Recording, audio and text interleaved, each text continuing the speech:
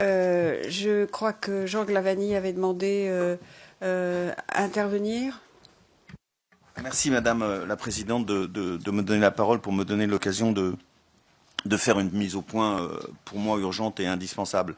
La semaine dernière, en présentant le rapport sur le Maghreb de la mission présidée par Guy Tessier, dont j'étais le rapporteur, j'ai commis une première faute, ce fut celle de ne pas me tenir aux propos que j'avais préparés avec Tiffaine Cosnier et de me croire capable de me livrer devant la Commission à un commentaire oral un peu libre comme j'aime le faire.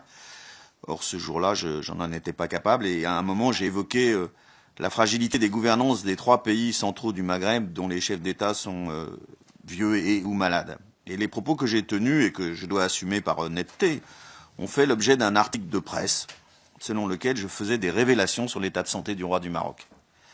Cela a provoqué une grande émotion dans ce pays, et en particulier au palais.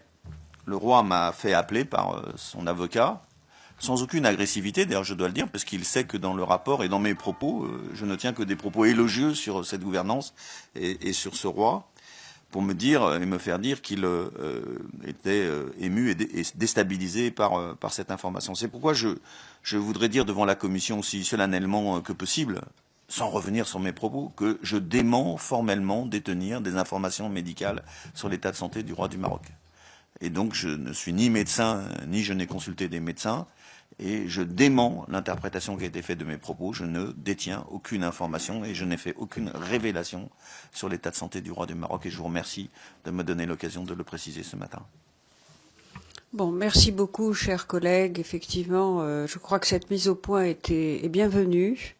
C'est vrai qu'il y a eu beaucoup d'émotions, on peut le comprendre, et que elle est au Maroc. Puis Guy Tessier aussi, qui présidait, a fait quelques remarques également s'agissant de l'Algérie. Donc c'est vrai que vous avez bien fait de dire que c'était de faire cette mise au point ce matin.